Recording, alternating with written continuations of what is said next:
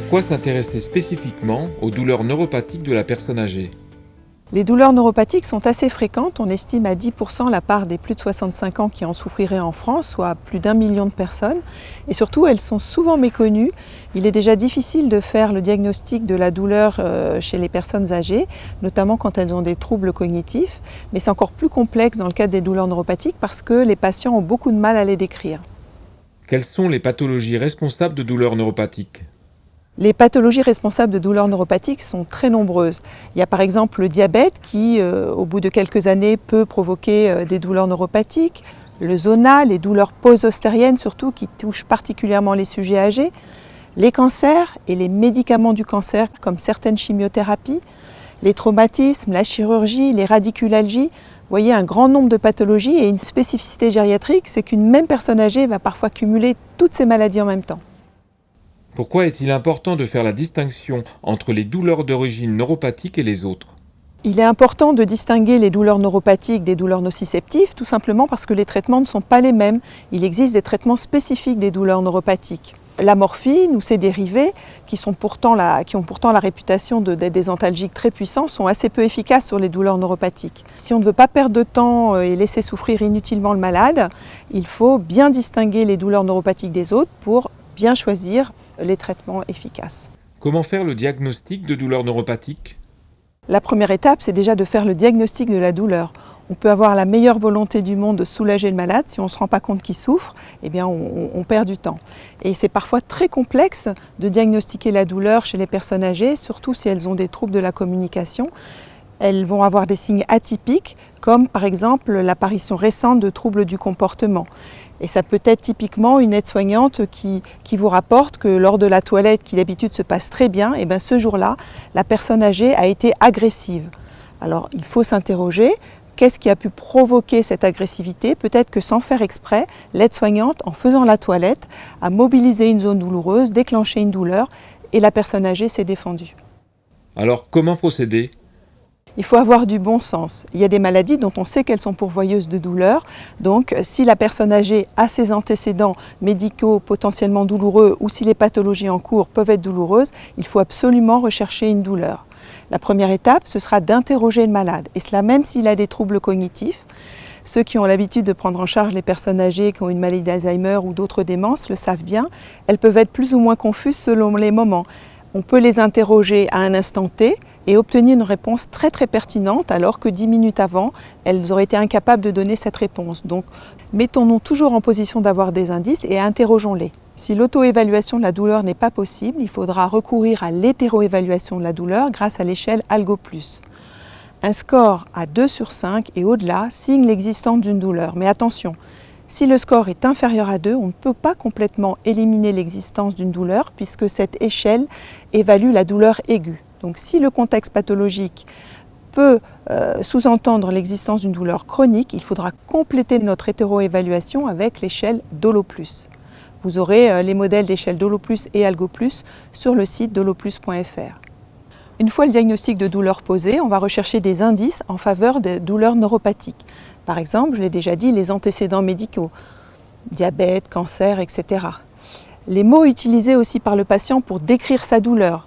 S'il parle de sensation de brûlure, de fourmillement, de décharge électrique, de démangeaison, tout ça nous alertera sur la possibilité d'une douleur neuropathique. Il y a aussi les données de l'examen clinique. Si on retrouve une allodynie, c'est-à-dire une douleur provoquée par une stimulation qui ne devrait pas donner de douleur, c'est un véritable indice. Pareil, l'hypoesthésie.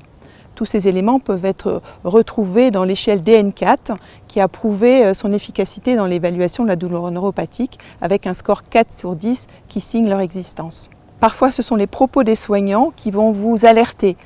Typiquement, ils vont vous dire « Oh, ce malade-là, il est douillé, quand je le lave avec le gant de toilette, que je l'effleure au niveau des jambes, il crie. » Non, le malade n'est pas douillé, il a tout simplement une allodynie qui va signer l'existence d'une douleur neuropathique. Un autre indice, ce serait l'échec des thérapeutiques antalgiques classiques qui, là, effectivement, ne sont pas efficaces dans les douleurs neuropathiques.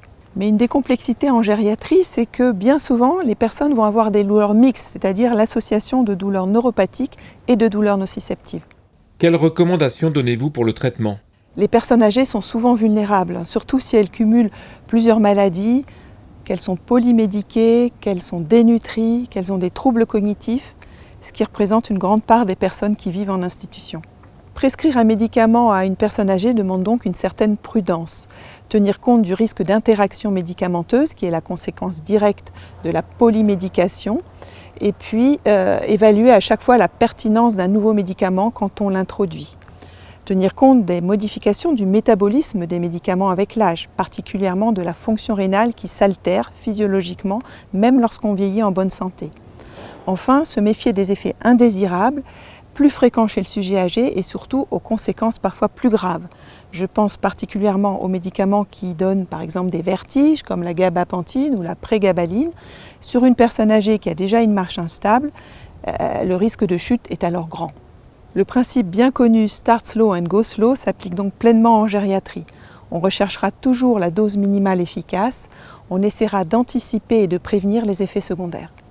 Il est important d'expliquer aux patients et à ses aidants que l'effet des thérapeutiques des douleurs neuropathiques peut prendre un certain temps, parfois 15 jours, 3 semaines. Il ne faudrait pas qu'ils l'arrêtent en pensant que ce n'est pas efficace. On préférera toujours une monothérapie et son choix sera conditionné par l'existence d'autres comorbidités. Par exemple, si la personne âgée est déprimée, on aura plutôt recours à un antidépresseur comme la duloxétine qui est assez bien tolérée chez le sujet âgé. Les autres thérapeutiques des douleurs neuropathiques sont les anticonvulsivants comme la gabapentine et la prégabaline. Si on y recourt, on adaptera la posologie à la fonction rénale comme c'est bien décrit dans le Vidal.